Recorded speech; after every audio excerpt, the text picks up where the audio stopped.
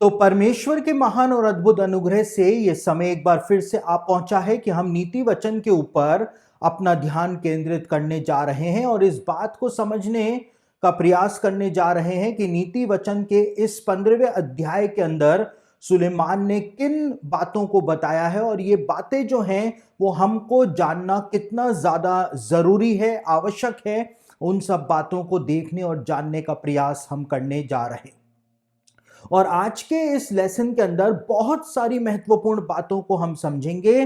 जो practical life के अंदर जो प्रश्न हमारे सामने रहते हैं कि हमारे साथ ऐसा क्यों नहीं हुआ या ऐसा हो जाता तो बहुत अच्छा था, उन सब बातों के जवाब भी हमको आज के इस लेसन के अंदर मिल जाएंगे। नीति वचन के 15वें अध्याय के अंदर इन सब बातों के जवाब हमको मिलने जा रहे हैं। तो 6ठे वचन के अंदर क्या लिखा है उसको भी हम एक बार पढ़ लेते हैं। बहुत अच्छी बात लिखी हुई है, बहुत इंपॉर्टेंट बात लिखी हुई है। धर्मी के घर में बहुत धन रहता है, परंतु दुष्ट के उपार्जन में दुख रहता है। यहूदी ज्ञानी पुरुष यानी जूइश सेज जो है, जिनका नाम है रालबाग अपनी कमेंट्री के अंदर कहते हैं कि जो धर्मी होता है उसके घर के अंदर किसी भी चीज की कमी नहीं होती है, किसी भी चीज की कमी नहीं होती है।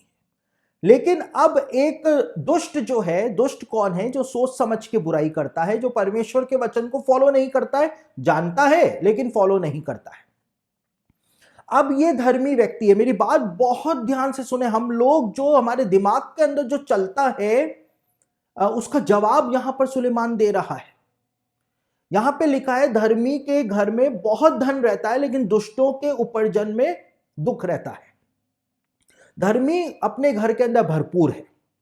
अब धर्मी के घर में कोई व्यक्ति आ गया, मान लीजिए कि किसी धर्मी ने अपने घर का एक कमरा जो है या एक पोर्शन जो है वो किराए पर दे दिया, उदाहरण के रूप में किराए पर दे दिया। अब कोई व्यक्ति वहां पर आकर के रहने लग गया। ये वो व्यक्ति है जो परमेश्वर के वचन की परवाह नहीं करता है और बेईमानी से वो पैसे कमाता है, बेईमानी से पैसे कमाता है। कौन सी बेईमानी करता है वो तो जाने दीजिए, लेकिन वो बेईमानी से पैसे कमा रहा है। तो ये व्यक्ति जब इसके यहां आकर के रहने लग गया तो रालबाग कहते हैं कि जैसे ही ऐसे व्यक्ति के कदम इसके धर्मी के घर के अंदर पड़ेंगे तो धर्मी के पास फाइनेंशियल क्राइसिस आना शुरू हो जाएगा। फाइनेंशियल क्राइसिस आ जाएगा, धर्मी के पास धन की कमी होनी शुरू हो जाएगी। भले से ये किराया भर रहा है लेकिन यहां पर कमी आनी शुरू हो जाएगी। और देखिए ऐसा होता है, कई बार लोग आकर के कहते हैं कि उनका बिजनेस लॉस में जा रहा है। कई सारे लोग कहते हैं कि जब से हमने इस मैनेजर को रखा है तब से हमारा बिजनेस डूब गया, इससे पहले तक तो हमारा बिजनेस बिल्कुल सही चल रहा था। तो ऐसा क्यों होता है उसका जवाब यहां पर दिया जा रहा है। और रालबाग कहते हैं कि जैसे ही ऐसे व्यक्ति के कदम आपके घर में पड़ जाते हैं, ऐसा व्यक्ति चाहे आपका रिलेटिव हो, चाहे दोस्त हो, चाहे कोई भी हो, लेकिन फैमिली मेंबर ही क्यों ना हो, लेकिन ऐसा व्यक्ति जब आपके घर के अंदर कदम रख देता है तो आपके पास फाइनेंशियली आप कमजोर होना शुरू हो जाते हैं। और ऐसा भी होता है कि वो बिल्कुल आपको कंगाल कर जाए, जबकि वो आपका कभी बुरा नहीं कर रहा है, लेकिन उसका जो बेईमानी वाला पैसा है, उस बेईमानी वाले पैसे को लेकर के वो आपके घर में आ रहा है, जा रहा है। इसकी वजह से आप फाइनेंशियल क्राइसिस के अंदर आ रहे हैं। तो रालबाग इस बात को अपनी कमेंट्री में बताते हैं और राशि अपनी कमेंट्री के अंदर कहते हैं, एक एग्जाम्पल देते हैं कि परमेश्वर का मंदिर जिसमें परमेश्वर की महिमा वास किया करती थी, जब राजा मनश्शे ने परमेश्वर के मंदिर के अंदर मूर्तों को स्थापित करा दिया तो परमेश्वर का मंदिर जिसमें परमेश्वर की महिमा वास करती थी वो तो चली गई और साथ ही साथ परमेश्वर का मंदिर जो है वो भी पूरी तरह से नष्ट हो गया, पूरी तरह से जल गया। यानी कि धर्मी परमेश्वर के मंदिर में जब अशुद्ध चीजें आ गई तो परमेश्वर की जो प्रेजेंस थी वो तो चली गई। उसी प्रकार से जब धर्मी के धन के अंदर दुष्ट का धन मिल जाता है तो ये धन जो धर्मी का धन होता है ये चला जाता है और धर्मी कंगाल हो जाता है। तो यहां पर ये बहुत इंपॉर्टेंट बात जो है वो बताई जा रही है।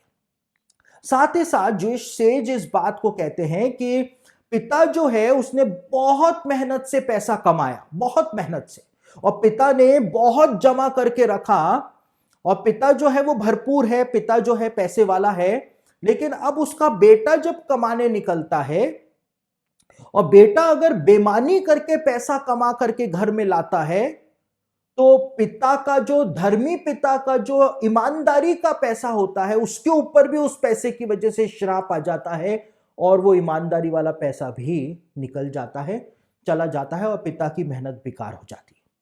तो ये बात जो है वो यहूदी ज्ञानी पुरुष सिखाते हुए आए हैं इस वचन के ऊपर। साथ ही साथ यहूदियों का ग्रंथ जो है तालमूद, उसके अंदर एक सच्ची घटना को रिकॉर्ड किया गया है यहूदी इतिहास की। और किस सच्ची घटना को रिकॉर्ड किया गया है? यहूदी इतिहास के अंदर एक घटना घटित हुई थी और तालमूद में उस बात को रिकॉर्ड किया गया। तालमूद बताती है कि एक स्त्री थी, यहूदी स्त्री थी, और उसका पिता बहुत ज्यादा पैसे वाला था, इकलौती लड़की थी, ना तो उसका कोई भाई था ना उसकी कोई बहन थी, और उसका पिता बहुत ज्यादा पैसे वाला था, लेकिन उसका पिता कंजूस था, और कंजूस ऐसा था कि वो किसी की भी मदद नहीं करता था। फिर इस लड़की की शादी हो जाती है। शादी के कुछ सालों के बाद इसका पति मर जाता है। अब इसका पति जो था वो भी अपने माता पिता का इकलौता बेटा था, ना तो उसकी बहन थी ना उसका कोई भाई था। और इसका जो ससुर था इस लड़की का, वो भी बहुत ही ज्यादा धनवान था, यानी कि इसके पिता से भी ज्यादा धनवान इसका ससुर था। और इसका ससुर जो था वो बिल्कुल भी कंजूस नहीं था, इतनी चैरिटी करता था, इतना दान लोगों को देता था, हर की मदद करता था, और इसलिए वो धनी भी था। तो जब इसके पति की मृत्यु हो गई और उसके बाद इसके पिता की मृत्यु हो गई, तो पिता की मृत्यु के बाद जितनी भी धन दौलत थी पिता के पास, वो इस स्त्री को मिल जाती है। इसका पिता कंजूस था, किसी की मदद नहीं करता था, चैरिटी नहीं देता था। उसके बाद ससुर जी की भी मृत्यु हो जाती है कुछ समय बाद, तो ससुर जी की भी सारी प्रॉपर्टी, सारा पैसा जो है वो इसी स्त्री को मिल जाता है। तो ये स्त्री क्या करती है, पापा का पैसा भी लेती है और ससुर जी का पैसा भी लेती है, दोनों को मिला करके अपने पास रख लेती है। और यहूदी इतिहास कहता है कि ये ब्लंडर मिस्टेक थी उसकी, कि उसने एक चैरिटी देने वाला, दान देने वाले पुरुष के पैसे जो थे वो एक कंजूस और एक ऐसे व्यक्ति के पैसों के अंदर जो दान नहीं देता था लोगों को, उस पैसे को आपस में मिला दिया। और क्या हुआ कि वो पैसा जो है वो पूरी तरह से खत्म हो गया, उड़ गया, और वो स्त्री जो इतनी धनवान थी वो सड़क के ऊपर आ गई। यानी ये घटना इतनी ज्यादा इंपॉर्टेंट थी यहूदी इतिहास में कि इसको तालमूद के अंदर उन्होंने रिकॉर्ड किया, ताकि कोई भी कभी भी इस बात को नहीं भूले कि धर्मी के पैसे के अंदर अगर किसी दुष्ट का पैसा मिल जाता है तो धर्मी के पैसे के ऊपर श्राप आ जाता है। अब कई सारे लोग क्या करते हैं, कई सारे लोग बेईमानी का पैसा कलीसिया के अंदर डोनेट कर देते हैं, है ना। वो सोचते हैं कि परमेश्वर खुश होएगा कि मैंने इतना दान कर दिया, लेकिन उससे क्या होगा, उससे चर्च के फाइनेंस के ऊपर श्राप आ जाएगा, चर्च के फाइनेंस के ऊपर श्राप आ जाएगा। तो धर्मी के घर की जो बुनियाद है वो धार्मिकता के ऊपर बनी हुई है, और यदि उस बुनियाद के अंदर दुष्ट का कुछ भी भाग आ जाता है तो वो बुनियाद हिल जाती है और वो घर जो है वो धराशायी हो जाता है। देखिए, कभी कभी ऐसा भी होता है कि आपका कोई रिलेटिव हो और उसके कोई बच्चे नहीं हो, कुछ भी नहीं हो, उसने विवाह भी नहीं किया हो, उसके पास बहुत ज्यादा प्रॉपर्टी हो, और जब उसकी मृत्यु होती है तो आपको पता चलता है कि उसने आपके नाम 1 रुपए भी नहीं करे, ठीक है, और लाखों रुपए जो है वो किसी दूसरे रिश्तेदार को वो दे गया, आपको 1 रुपए भी देकर नहीं गया। तो आप जो है वो तो उदास हो जाएंगे कि 50-60 लाख रुपए जो हैं वो उसको मिल गए, मुझको तो फूटी कौड़ी भी नहीं दिया, और आप बचकेंगे उसको 4-5 गालियां। लेकिन आपको ये बात समझनी पड़ेगी कि परमेश्वर का हाथ क्या इतना छोटा था कि परमेश्वर उस व्यक्ति के मन में क्या नहीं डाल सकता था कि आप जो कि परमेश्वर की दृष्टि में धर्मी हैं, क्या परमेश्वर आपको उस पैसे में से थोड़ा सा भी पैसा नहीं दिलवा पाया। लेकिन आपको उसके लिए परमेश्वर का धन्यवाद करना है, आपको उस व्यक्ति के जीवन को देखना है पहले तो कि वो उसका कैसा जीवन था, महाकंजूस तो नहीं था। अगर महाकंजूस था तो उसका पैसा श्रापित है, क्योंकि उसने उसमें से किसी को नहीं दिया।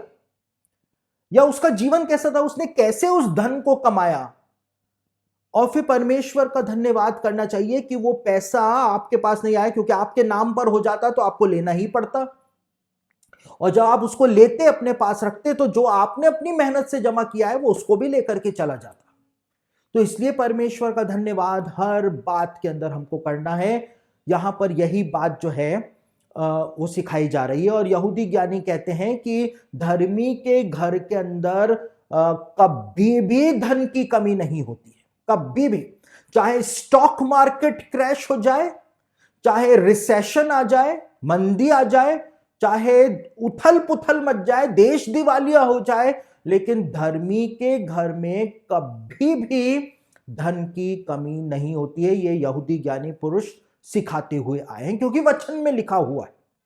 अब बाइबल में जो लिखा हुआ है वो तो पत्थर की लकीर है, उसको तो कोई भी ये नहीं कह सकता है कि ये गलत लिखा हुआ है। साथ ही साथ अगर आज अब क्वेश्चन ये उठता है, आप तो कहेंगे कि पास्टर जी मैं तो बहुत धर्मी हूं, मैं तो जैसे यीशु मसीह के पास वो आया था ना एक व्यक्ति, कि मैं तो इन आज्ञाओं को लड़कपन से मानता हुआ आया हूं, तो यीशु मसीह ने कहा अभी भी एक चीज की कमी है। तो उसी प्रकार से आप कहेंगे कि पास्टर जी हम तो इतने धर्मी हैं, लेकिन हमारे पास तो फिर भी आज धन की कमी है, तो ऐसा क्यों हो रहा है?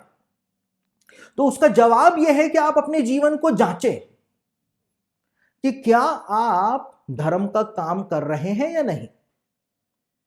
और धर्म का काम क्या है? यीशु मसीह ने क्या बताया? तुम मनुष्यों को दिखाने के लिए अपने धर्म के काम ना करो। और यीशु ने क्या कहा? जब तू प्रार्थना करे, जब यीशु मसीह ने यह नहीं कहा यदि तू प्रार्थना करे, इफ नहीं कहा, व्हेन कहा। जब तू प्रार्थना करे, जब तू उपवास करे, यानी उपवास भी हमारे लिए मस्ट है अगर हम कर सकते हैं तो, और जब तू दान करे, यानी दान जो है वो यदि नहीं है कि यदि तू दान करे, यानी जब तू दान करे, तो ये तीनों धर्म के काम यीशु मसीह ने बताया। धर्म के काम और भी हो सकते हैं, चर्च जाना, वचन पढ़ना, ये भी धर्म के काम हो सकते हैं, लेकिन यीशु मसीह ने इनको इंक्लूड नहीं किया। यीशु मसीह ने 3 ही धर्म के काम बताए। तो अगर आपके पास आज घर में धन की कमी है, फाइनेंशियल ब्लेसिंग की कमी है, तो आप टटोलिए अपने जीवन को कि कहां पर छेद किया हुआ है आपने थैली में, कहां से आपने छेद बनाया हुआ है कि डल तो रहा है धन, लेकिन जमा नहीं हो रहा है, छेद हो रहा है, नीचे से निकल रहा है। आप क्या दान दे रहे हैं? क्या आप प्रॉपर ऑफरिंग दे रहे हैं चर्च के अंदर? और जो जो बातें बताई हुई, मैं ये नहीं बोल रहा हूं, मैं कोई नियम कायदा कानून नहीं बता रहा हूं कि आपको दसवांश देना ही देना है, वो आपकी मर्जी है। आशीषें पाने का शॉर्टकट जो है वो है दसवांश देना, लेकिन आपको शॉर्टकट नहीं चाहिए, आप लॉन्ग कट से आना चाहते हैं तो वो आपकी मर्जी है। तो आप लंबे रास्ते से भी आ सकते हैं, लेकिन उस लंबे रास्ते से जो आप घूम करके आ रहे हैं, बाईपास होते हुए आ रहे हैं, क्या वहां पर भी आप दान दे रहे हैं या कंजूसी कर रहे हैं? कंजूसी कर, आप क्या कर रहे हैं? परमेश्वर देख रहा है। अगर आप इस चीज को फॉलो करना शुरू कर देंगे तो धर्मी के घर में कभी भी धन की कमी नहीं होती है। इस बात की गारंटी बाइबल भी लेती है और जूइश सेजेस भी इस बात को बताते हुए आए। अब उसके बाद आगे क्या लिखा है वो भी हम पढ़ लेते हैं 12वें वचन में। ठट्टा करने वाला डांटे जाने से प्रसन्न नहीं होता और ना वह बुद्धिमानों के पास जाता है। देखिए, जो ठट्टा करने वाला स्कॉफर जो है, जिसने अपने पिता की शिक्षा को कभी माना नहीं, अब जब उसको डांट पड़ती है तो डांटने से कभी खुश नहीं होता है। अधिकांश मसीही लोग मुझसे चिढ़ते हैं। क्यों चिढ़ते हैं? क्योंकि मैं डांटता हूं, मैं कड़वी बात बोलता हूं, मैं सीधा मुंह पर वो चीज बोल देता हूं जो वो दुनिया से छिपाना मांग रहे होते हैं। तो वो मुझको पसंद नहीं करते हैं, वो कहते हैं नहीं ये गलत बोलता है। क्या गलत बोल रहा हूं वो नहीं बताएंगे, वो ये कहते हैं कि नहीं इसकी टीचिंग जो है वो रॉन्ग है, फॉल्स टीचिंग, ये फॉल्स प्रीचर है। अच्छा, मैं फॉल्स प्रीचर हूं तो क्यों फॉल्स हूं, क्या रॉन्ग है टीचिंग में, वो नहीं बताएंगे। क्यों? क्योंकि अगर बता देंगे तो खुद के कपड़े उतर जाएंगे, इसलिए वो नहीं बताएंगे, लेकिन बस वो ये बोलते रहते। तो ठट्टा करने वाला जो है वो डांटे जाने से कभी खुश नहीं होता है। क्यों? क्योंकि उसको पता है कि अगर मैंने डांट को मान लिया तो फिर मैं गलत ठहर जाऊंगा, लोग कहेंगे तू गलत था। और यहां पे लिखा, और ना वे बुद्धिमानों के पास जाता है, वो बुद्धिमानों के पास जाता भी नहीं है कुछ सीखने। अब बड़े मजे की बात आपको बता रहा हूं। बीते कुछ दिन पहले मैंने एक नीति वचन का एक भाग काट करके YouTube के ऊपर ऑफिस में बोला था कि वो लगा दें, तो ऑफिस का जो स्टाफ है उसने उस सेक्शन को काट करके और YouTube के ऊपर डाल दिया।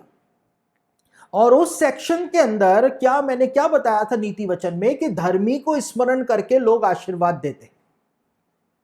तो उसमें मैंने इस बात को बताया था कि जब आप धर्मी को स्मरण करके, धर्मी को याद करके अगर श्राप देते हैं तो परमेश्वर का श्राप आपके ऊपर आ जाता है। तो एक व्यक्ति उस वीडियो के ऊपर, YouTube के ऊपर कमेंट करता है कि इसीलिए मैं ज्यादा जानना नहीं चाहता हूं कि बाइबल में क्या लिखा है, क्योंकि ज्यादा जानने से मैं ज्यादा फंस जाता हूं। समझ गए? तो यहां पर क्या लिखा है कि बुद्धिमानों के पास जाना भी नहीं चाहता, यानी सीखना ही नहीं है, सीखना ही नहीं है। अब एक और बहुत बड़े मजे की बात आपको बताता हूं। फेसबुक के ऊपर मेरे 5000 फ्रेंड्स हैं मेरे प्रोफाइल पर।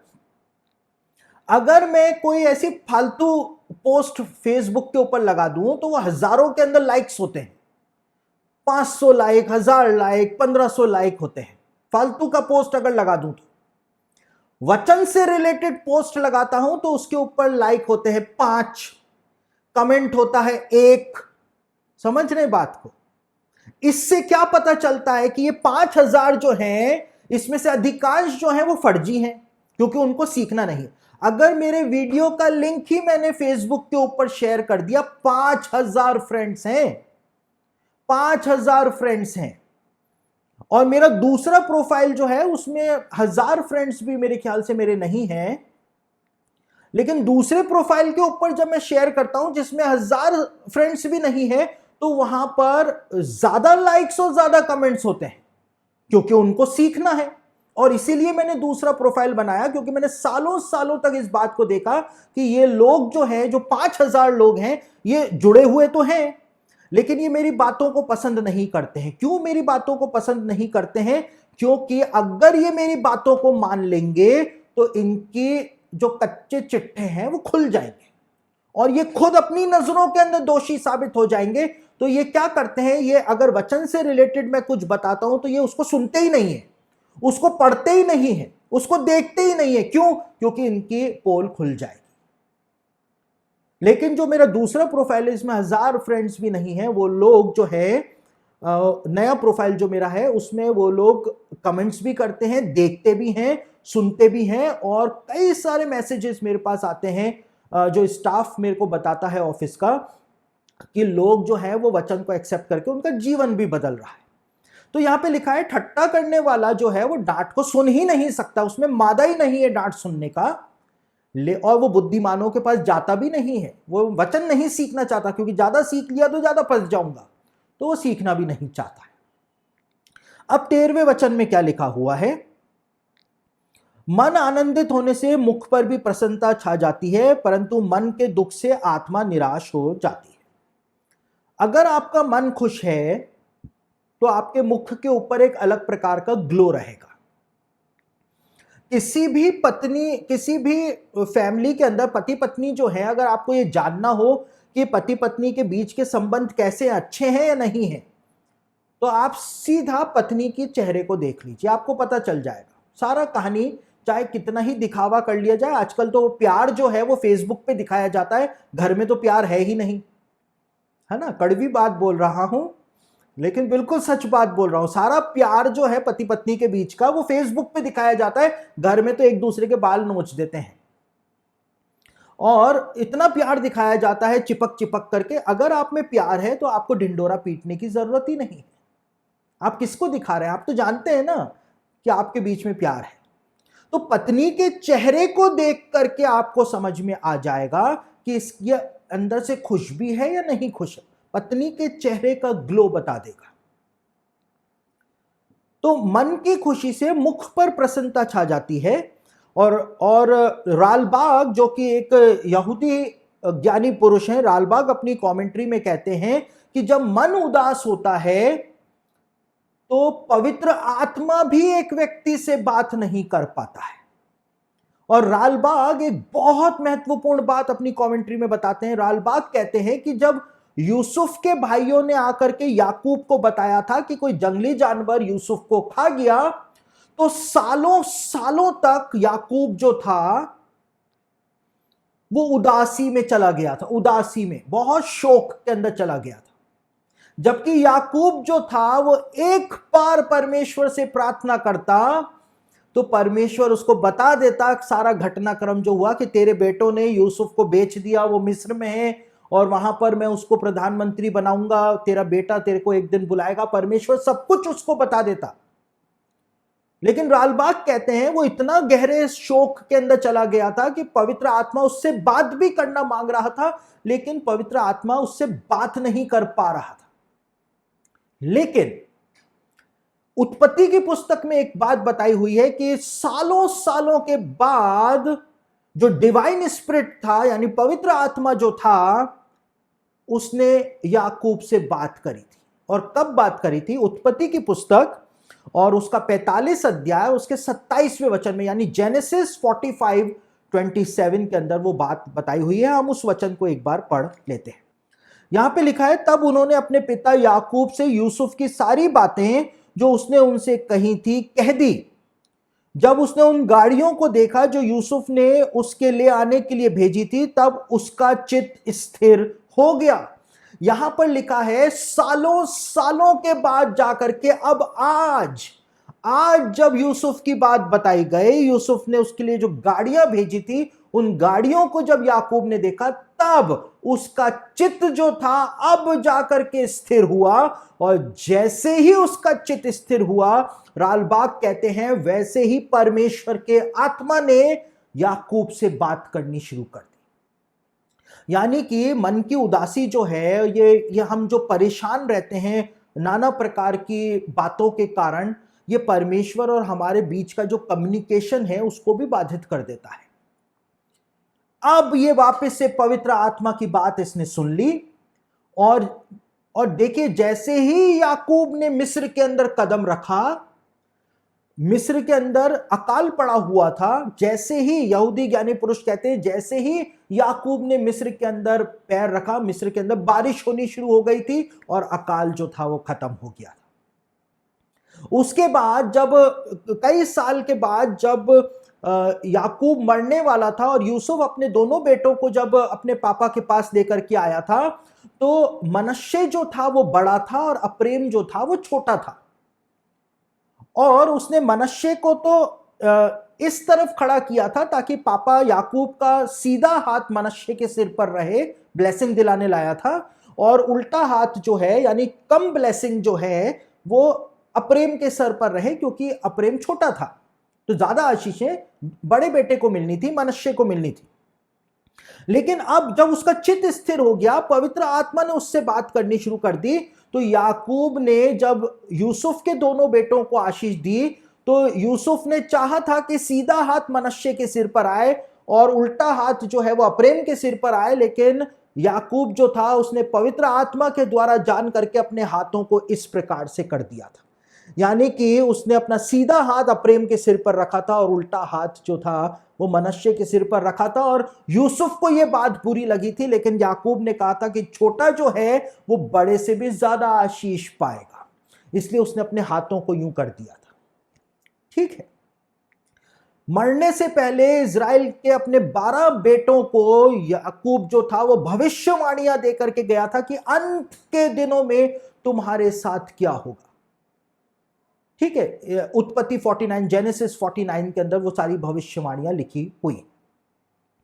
तो पवित्र आत्मा इतना ज्यादा जिस व्यक्ति से बात करता था, जो अंत की बात आरंभ के अंदर ही बता गया, वो व्यक्ति जो था उससे सालों सालों तक पवित्र आत्मा बात नहीं कर पाया था। क्यों? क्योंकि वो बहुत उदासी में, शोक में डूबा हुआ था, वो परेशान था, इसलिए पवित्र आत्मा उससे बात नहीं कर पा रहा था।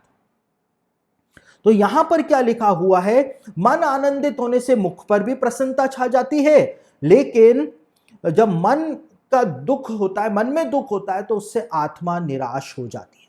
यहां पर इसी बात को सुलेमान के द्वारा बताया गया है। 15वें वचन में क्या लिखा है, अरे बड़ी बहुत बहुत बहुत मजेदार बात यहां पर बताई हुई है, आप लोगों को सुन करके बहुत अच्छा लगेगा। दुखियारे के सब दिन दुख भरे रहते हैं, परंतु जिसका मन प्रसन्न है वे मानो नित्य भोजन में जाता है, भोज में जाता है।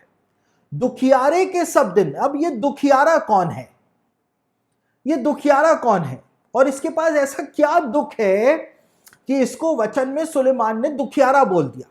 ये दुखिया आखिर है कौन? यहूदी ज्ञानी पुरुष बताते हैं कि ये दुखियारा जो है, इसके पास जो कुछ भी दुनिया के अंदर होना चाहिए घर में, वो सब कुछ है इसके पास।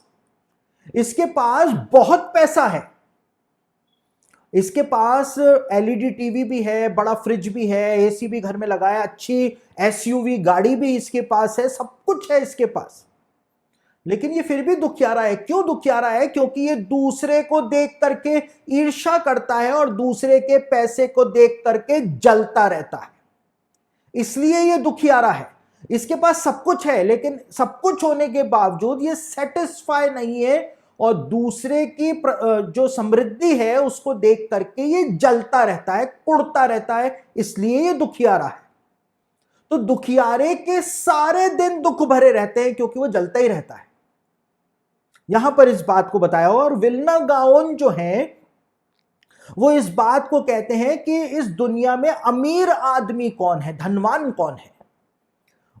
और विल्ना गाओन अपनी कमेंट्री में कहते हैं कि इस दुनिया के अंदर सबसे धनवान, सबसे अमीर आदमी वो है जो कुछ उसके पास होता है उसके अंदर जो संतुष्ट रहता है, वही इस दुनिया का सबसे धनी व्यक्ति होता है। यानी कि जो भी मेरे पास है उसके अंदर अगर मैं संतुष्ट हूं तो मैं सबसे ज्यादा धनवान, यानी अपने पास जो वेल्थ है उसके अंदर सेटिस्फाई रहना वो सबसे बड़ी बात होती है। और यहां पर लिखा हुआ है कि जिसका मन प्रसन्न रहता है, यानी कि जो सेटिस्फाई रहता है, जो कुछ भी मेरे पास है उसमें मैं सेटिस्फाई हूं। किसी के पास बड़ी एसयूवी गाड़ी है, अब मेरे पास मारुति 800 है, ठीक है, तो मेरे को कोई मतलब नहीं है क्योंकि मैं भी 4 पहिए की गाड़ी में घूम रहा हूं, वो भी 4 पहिए की गाड़ी में घूम रहा है, तो मैं सेटिस्फाई हूं, मैं ज्यादा खुश हूं मेरी छोटी 800 गाड़ी में। तो जिसका मन प्रसन्न रहता है वो मानो नित्य भोज में जाता है। हिब्रू में पढ़ें तो वहां पे लिखा है फेस्टिवल में जाता है, यानी जैसे फेस्टिवल में आनंद मनाया करते थे यहूदी लोग, ऐसा फेस्टिवल में आनंद वो मनाता है, रोज आनंद मनाता है। जबकि एक दुखियारा जिसके पास सब कुछ है उसके बावजूद वो सेटिस्फाई नहीं है, और सेटिस्फाई नहीं है तो वो दूसरों से जलता ही रहता है। और ऐसे बहुत सारे लोग होते हैं, बहुत सारे लोग होते हैं। आपका पड़ोसी अगर उसके पास कोई बहुत महंगी गाड़ी है और अगर आप कोई बहुत सस्ती गाड़ी भी लेकर के आ जाएंगे तो वो परेशान हो जाएगा, उसको आपसे जलन होनी शुरू हो जाएगी, क्योंकि कल तक तो आप अपने स्कूटर पर घूम रहे थे और आज आप एक कार ले आए, तो भले से उसके पास कितनी ही लाखों की गाड़ी हो लेकिन उसको आपसे ईर्ष्या होनी शुरू हो जाएगी। ये एक ह्यूमन नेचर होता है जिसके लिए लिखा है वो दुखियारा है और उसके जीवन के दिन ऐसे ही दुख में बीत जाते हैं, वो ईर्ष्या ही करता रह जाता है।